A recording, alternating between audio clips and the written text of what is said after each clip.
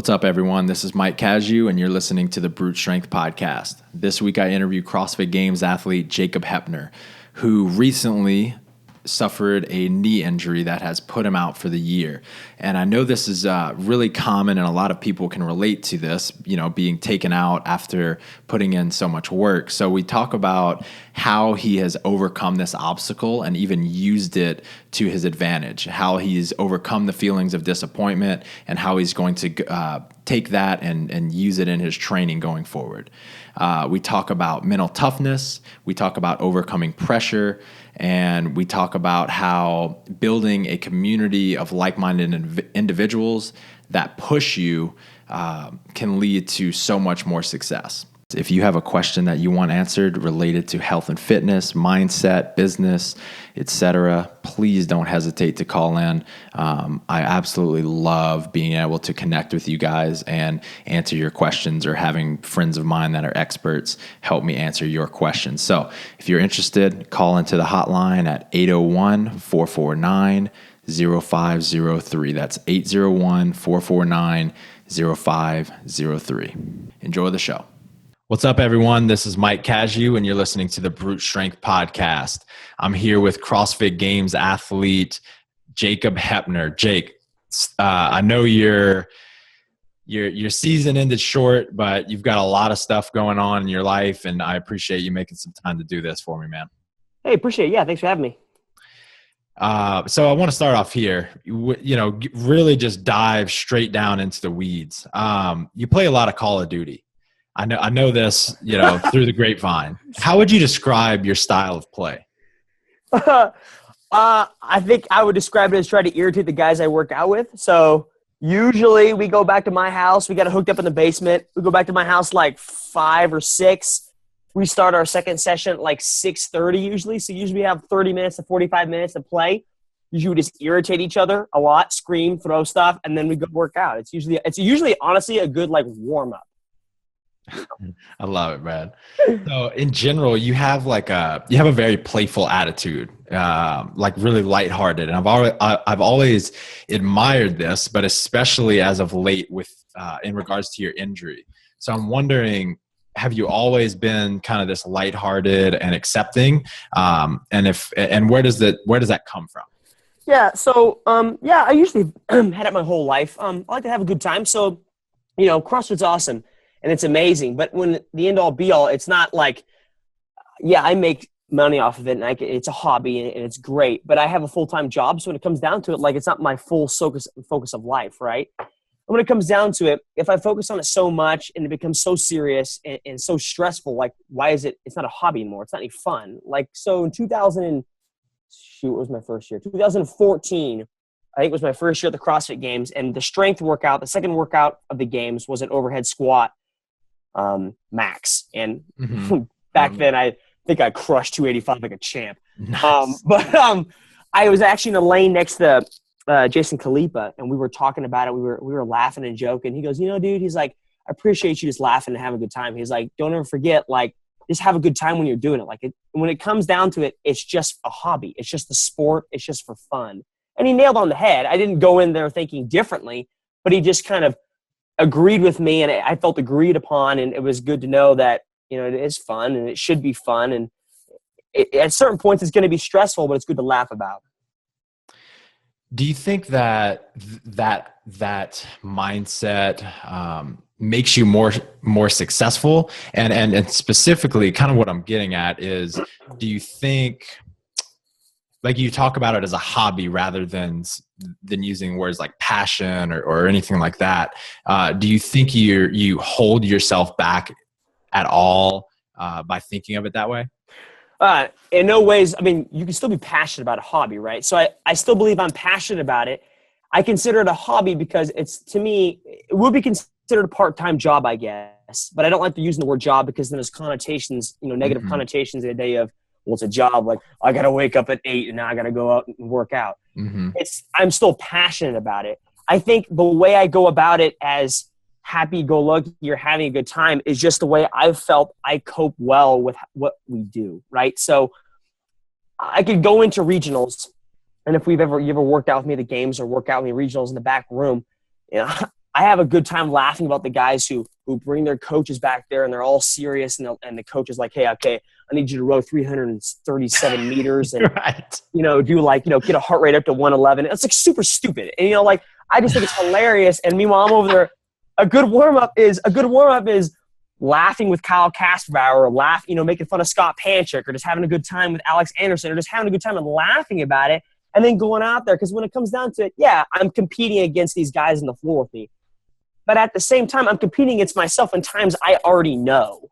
Mm-hmm. So it's not like, guys can be stressful, and I've tried that, and it doesn't work for me. And so I prefer to have a joke around, make a bunch of probably inappropriate jokes before we go out there, and then have a good time at it. So, Yeah, I absolutely love that, man. Can you think of a time when you weren't as lighthearted, like maybe an experience that I don't know, you felt you were doubting yourself, you were afraid of failing or something like that, that you struggled keeping that lightheartedness? Yeah, that happens every now and again.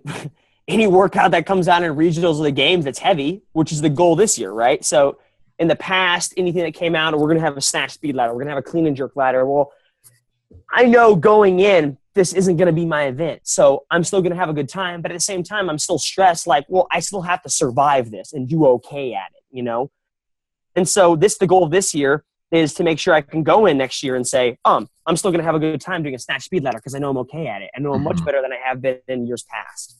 Right. So tell us about this injury. What exactly happened? And what was it?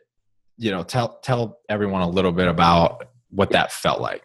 Yeah. So I think Castro had made the announcement, hey, we're going to have dumbbells. You affiliates, go out and buy yourself dumbbells. And so me and the guys I train with were throwing out random ideas for dumbbell movements we thought we might see. And one of them was lunging with dumbbells, which we actually saw. And so we just decided, we should practice some lunging, and we can do front rack lunges and lunges from the farmer carry position. We decided to test out overhead lunges because there's a certain bit of mobility in it. So we were lunging a little bit, and honestly, I was lunging, didn't think anything about it. Obviously you put your knee sleeves on for me, and you slam your knee in the ground somewhat, and instead of kissing it probably. And it started to get a little tight on me later that day, and I kept working through it. The next morning I woke up and it was like super stiff and it was swollen up. And so I thought, I just it's actually my bad knee. I've had ACL surgery, meniscus surgery on this knee before, past during college football.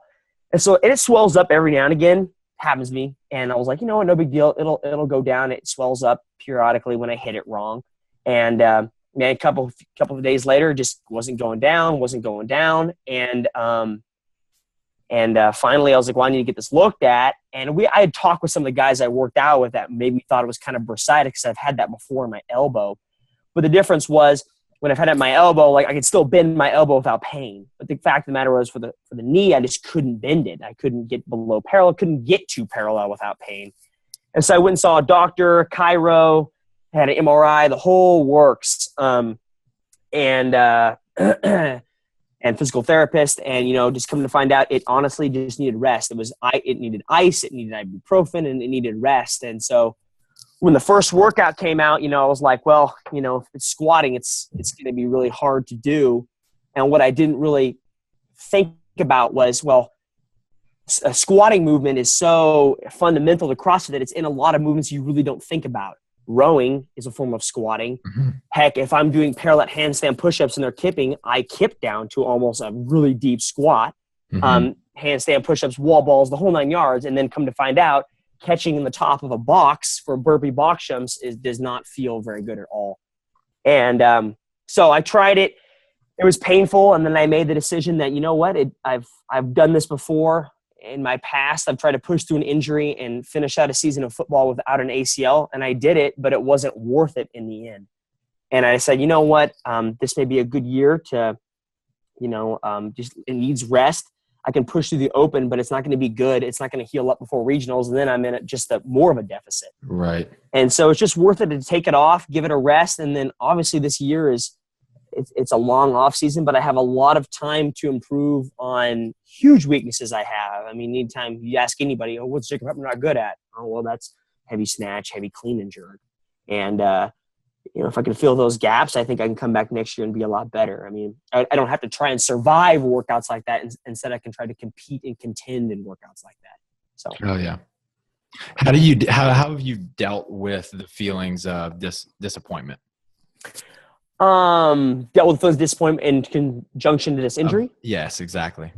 I think the boys that I work out with on a consistent basis would say the first week after I couldn't do it, I was in a very upset mood, and just kind of very ticked off continually. My Call of Duty game was probably like on point, but whatever. Right. After that, I've kind of realized that it's really, it's not anyone's fault. It's time to take off and time to focus on other things this year. So I deal with disappointment very well.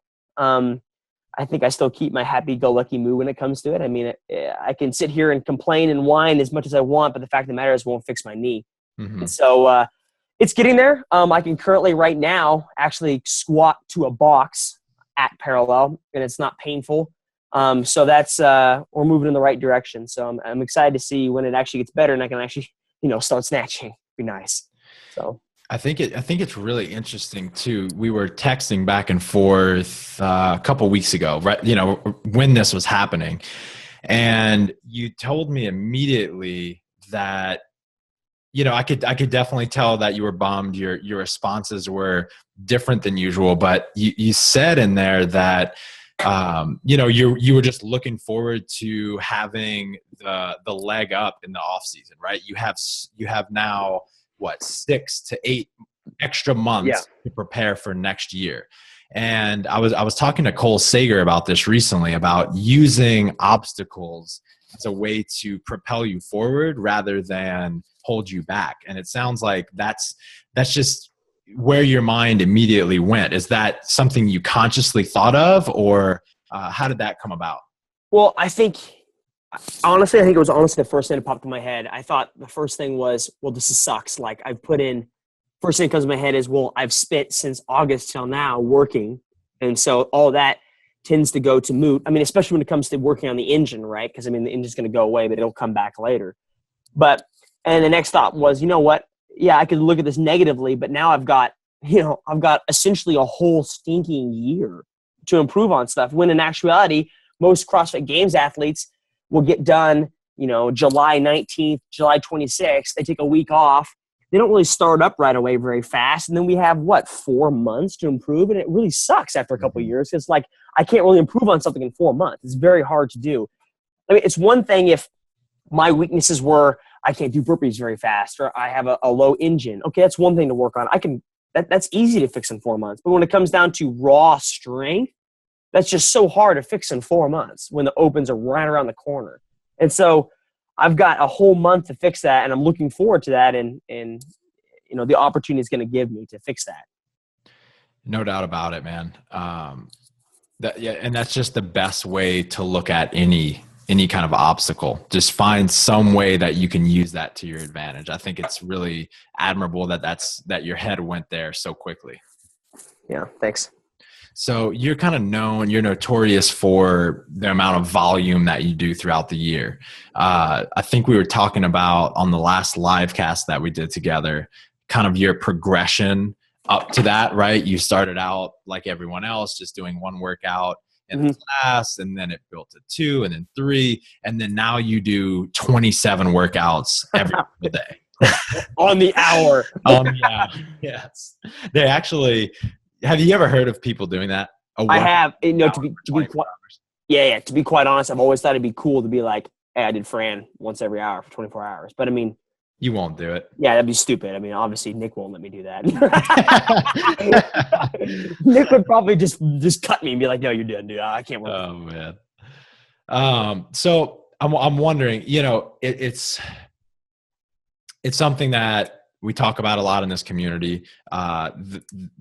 Too many people are kind of jumping into this high volume training much too soon. And so I'm curious, what are your thoughts on who who it's good for and who it's not? Like how do people know when they should train like you, for instance?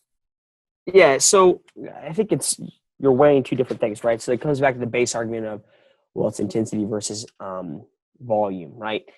And you have to play a fine game there. When I started off, I'm just showing up once a day, and then I became, involved in it. But I came with a base, right? Because I played college ball and we ran, did a lot of sprints, did a lot of stuff, and I was still very involved in the weight room. Now, you wouldn't call it CrossFit, but what does it matter? It's still metabolic conditioning in some form. And started out with that, and then I did a lot of volume, and that's great when you go to regionals, and it's great when you go to the games. But for some instances, it can actually bite you in the butt. Now, the open is one workout over the course of 3 days, whatever. And volume is a great tool to have in your back pocket if you do the workout 4 times. I mean, if you have to. But if you're only doing it once and you only got one shot at it, then you need the intensity there. And I think I fought that battle in the first couple of years I did this. Was the idea of, what's more important here? And when it comes to if you look at past games and regionals performances right now, you can kind of see that. Like, I'm great at volume, but when it comes down to intensity, it kind of bites you in the butt. Examples are, I can go into regionals in first place at the end of every at the last day. I'm great with volume. I'm not sore, but it usually comes down to the last workout is usually a sprint. Mm-hmm. Unless that sprint is God-given to me, hey, we're going to do pistols and pull-ups, then I'm usually going to have a hard time beating Scott Panchik at it, and that's where I usually would fall short. Right. And that's happened to me, every last workout of the games and regionals is usually a sprint because everyone wants to watch something cool at the end. Mm-hmm. And so that's always happened to me. And so it's a learning process for that. But I think you have to weigh it out. I mean, volume only gets you so far.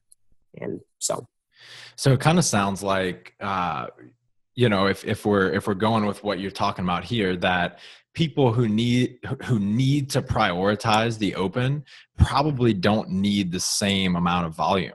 No, yeah, for sure. Oh yeah, for sure. I mean, if they're trying to make it to regionals and they're probably going to do the workout more than once, which I've seen, then you probably need to have some form of volume in your back pocket. You need to be able to recover over a day and do the workout the next day. But I would say more focus on intensity because you're only going to usually do it once, and usually open workouts are very intense and very short, usually. Right. So you're also kind of notorious for being just incredibly. You have a really high pain tolerance, and actually, Matt Bruce was telling me when you went down and did bucket 8s, he was like, and we've taken a lot of games athletes through that, and some that in the community would say, I won't name this person specifically, but some that people would say have, just incredible engines, and you blasted everybody out of the water. What do you attribute that? I know part of it is you're definitely genetically gifted in terms of endurance and predisposition to that, but what do you attribute that kind of mental toughness to? Where do you get that from? Well, I'd say I was good at bucket 8s because I have a low 1 rep max and I work very well at 80%. I think that's what I would attribute to. You're a woman. Yeah, exactly. I'm terrible at 1 rep maxes, always lose those, but give me 80% and I'm golden. I think so when I first started, I did all the programming by myself for many years. I think my first 2 years I did programming by myself. And then last year, or the year before, I should say, I did through Hyperfit. And throughout all those years, I think what a lot of people do when they program for themselves is they tend to do stuff they feel comfortable with, right? So I'm really good at pistols. So every day I'm going to do pistols because I feel awesome about it. Mm-hmm. And I think what you need to come to find out is that's not going to get you anywhere, right? I saw a lot of guys do that, and year in and year out, they come to the North Central Regionals and they'd crush the 1 rep max snatch ladder and they'd crush the heavy weights, but they wouldn't be good at anything else.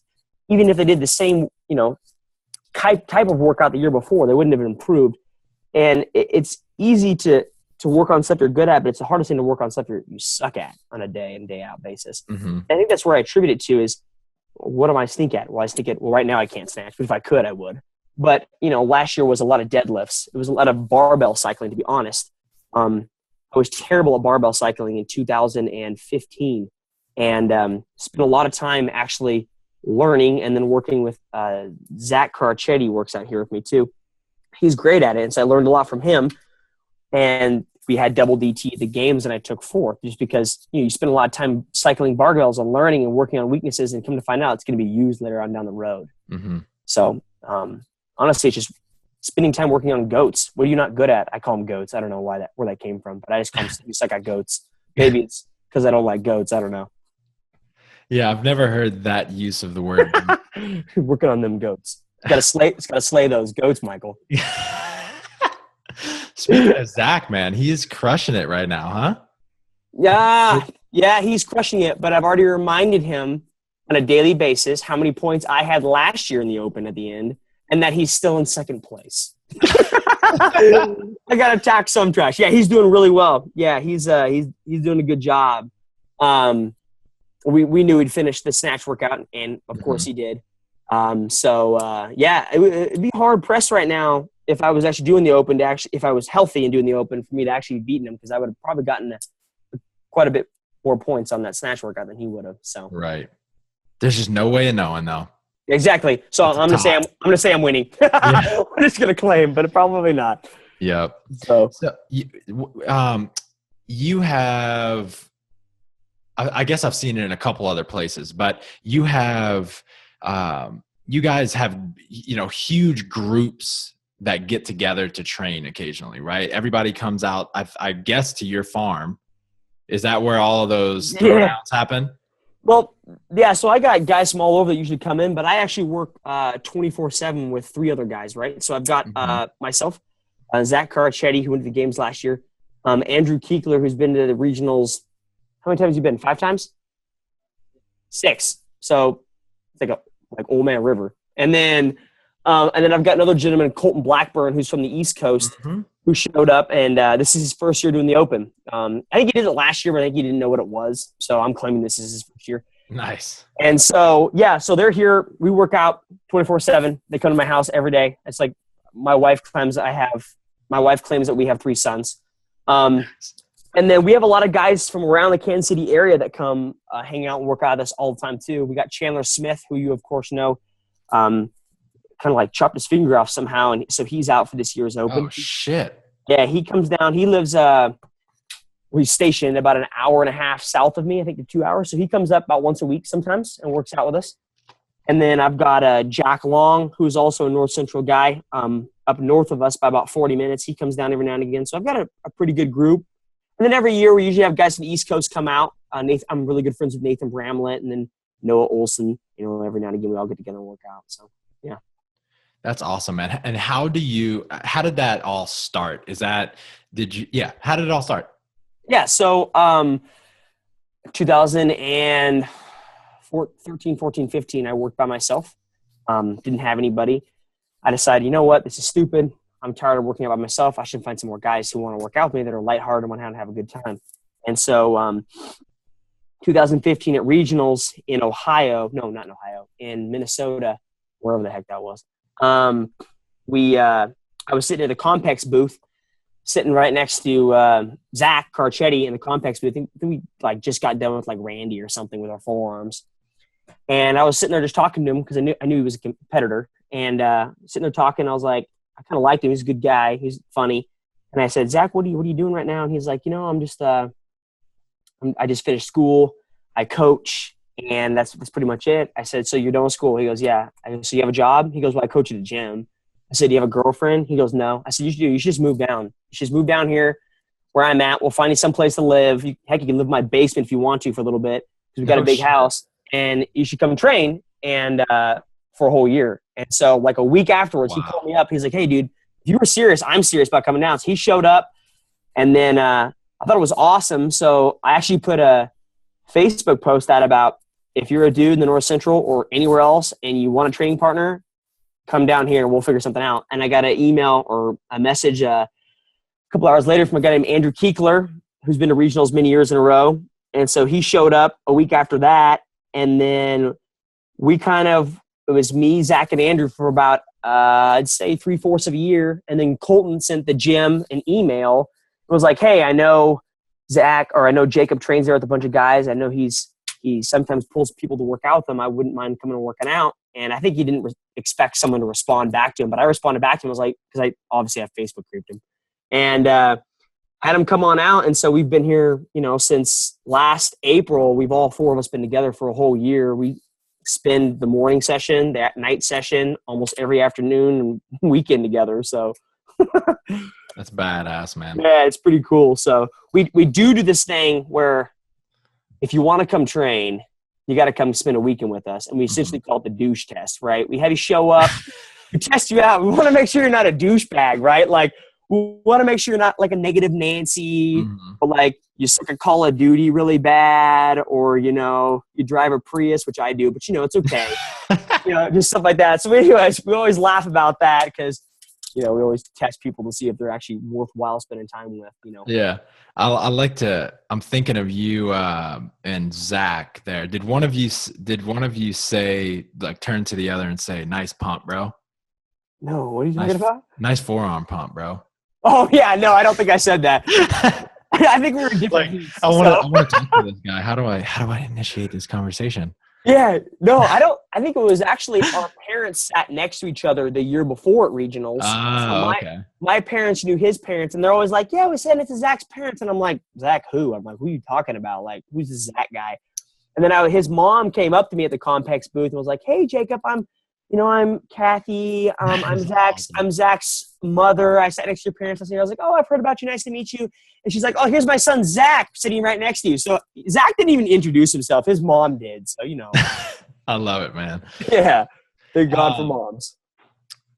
I think it is talked about often, this idea of having, stellar training partners, but I see it so often that people are just afraid. I don't know. I don't really know what it is. People are either afraid or maybe even just like standoffish with people in their community, and they just don't reach out. So I'll see, several like kick-ass guys or girls in the same city. They're all working out alone when they could be working out together. And we look at a lot of the best in the sport, like your group, Froning's group, Invictus, what we had back in the day in Salt Lake City, like great people train together. Do you have anything to say, like encouraging people to do that, or how do you think they should go about that? Yeah, I think it's the best decision I ever made, right? It just came into my head one time, and I'm like, I'm tired of being by myself.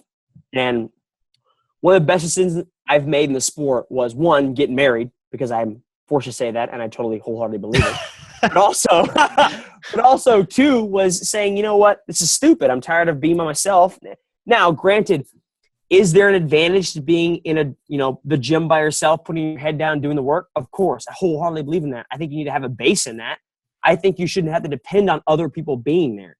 But at the same time, if you've done that before and you've done years of that, you know what it's like, and it can be sometimes boring. But I think you should be self-motivated. You shouldn't have to depend upon someone else to be there to push you. But it's awesome having people to train with. But when it comes down to it is, this is a sport where training together, there has huge advantages to it. And this sounds super douchey saying it, but what I told the guys in the very beginning, I said, look, I want you to come down and train with me. The fact of the matter is, I don't want you to come down and train with me if I can beat you at everything. And it sounds super douchey to say, but the fact of the matter is, you have guys come train with you. I mean, the camaraderie is awesome, but you want to improve at something. What's Zach good at? Zach's great at 1-rep maxes. He's amazing at barbell cycling. What's Andrew good at? Andrew has an engine for days. I think his engine's better than mine. He's great at rowing, great at monostructural work. What's Colton good at? Colton's great at air assault bike. It makes us look stupid. And great at farmer carries because he has big hands. So you want to pull in people that'll make you improve. Now, does it always have to make you improve in weightlifting or gymnastics or the CrossFit realm? No. Maybe it's sometimes they make me improve mentally. Maybe they make me think more about myself. And so, but that's my douchey outlook on it is I'm not going to pull someone in that they have nothing to offer me. Someone has something to offer you. They just have to figure out what it is. And so I've told that to people like, hey, I'm going to let you know. I'm going to let you come train with me and work out for a day. We'll see what it's like. But I don't let people come work out with me if you can't offer something to our group. Maybe not just me, but maybe to Zach or Andrew. And that turns people off. And that's fine. If you can't take a a serious conversation, then it's not going to work in the end. Sure, man. I love what you said too about it's not necessarily what they can do for you physically every time. Sometimes people just like someone just brings that lighthearted attitude, or maybe they're always the one that's pumping everybody up. Yeah. That stuff is very valuable as well. But I think it's so wise to require that they bring something to the table, because you only have so much bandwidth in terms of relationships you can have, and you also don't want someone in your group that is potentially taking away from the group, just taking and no giving. That's a recipe for disaster. Oh, agreed. Yeah, I only have a certain amount of time, a certain amount of space, a certain amount of equipment, a certain amount of my time to give, and I want to make sure that people I give it to, and the three guys I have are the guys I love giving to and spending my time with. And so I want to make sure the guys I have, or girls in that sense, in terms of froning and having females there, that they're there for the whole group and to give. So it's great. What is something that you've removed from your life or your training that you think has most benefited you in terms of performance? Something like that you just took out of your life? My wife didn't like that I was playing like games on my phone. I got rid of those. Oh gosh. I don't know. That's a good question. What did I remove? Honestly, I don't really, I think I ever since I've started this CrossFit thing, whatever you want to call it, in 2013, I've always had a full-time job. So I've always had a job. It's never, I've always had a full-time job. I haven't removed that. I've added a wife, I guess. I've really honestly not removed anything. I think I've just stuck to what I've had in the beginning. I think Nick would like me to remove more Metcons, which I'm slowly getting into slowly. It's very hard for me to give up, but I'm slowly letting my hands open up a little bit. Why do you think that is? Why does he want you to do that? That is because my aerobic threshold and all the aerobic work I do is bringing down the work I put into on the barbell or my base strength, raw strength. So, and I totally agree with that. I mean, nothing about that is even remotely wrong. Last year we're shooting guns at the house, and me being an idiot decided I'm just going to shoot this pistol. It's like somebody's cat run across our property. So of course I was going to shoot at it. Right. And so whipped out this pistol, started shooting at it, and wasn't wearing earplugs, and like got a huge headache. Didn't go away.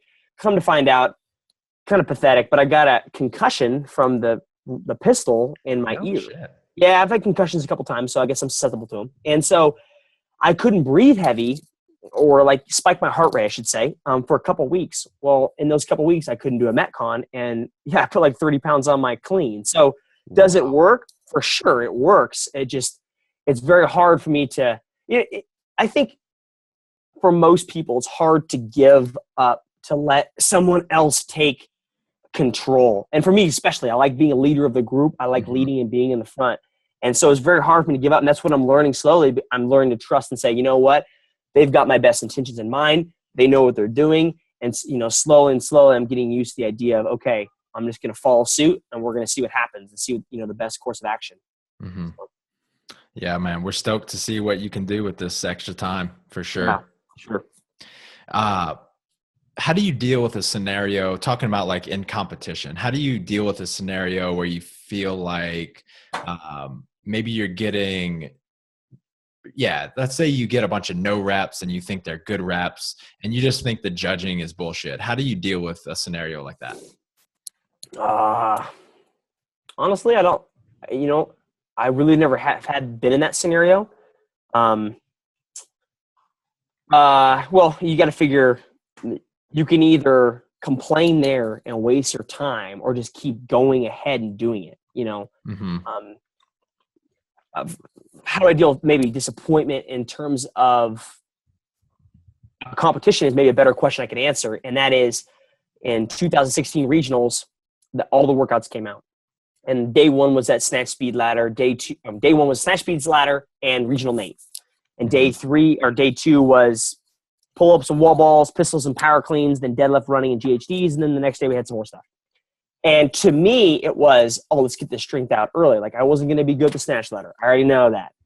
I hate strict muscle ups. I still do. And I still know that. But day 2 and day 3 were awesome. It was all CrossFit, quote unquote, in my books. And so after day 1, I was sitting in 13th place. And now to most people trying to qualify and go in 5th place, that's disappointing. And, to a degree, I was kind of like, well, this kind of stinks a little bit. But you know what? You have to keep your head up and say, you know what? Tomorrow's going to be my stinking day. And like, it's all CrossFit. We got pistols, hallelujah, and pull-ups, and we're gonna have a great time. And that's what happened. So to go out there and have a good time. You can't get your head down about a no rep here and there. Personally, my rule of thumb is I should be going fast enough that I should probably get one no rep. I should probably get warned, and that's how fast you should probably be going. Mm-hmm.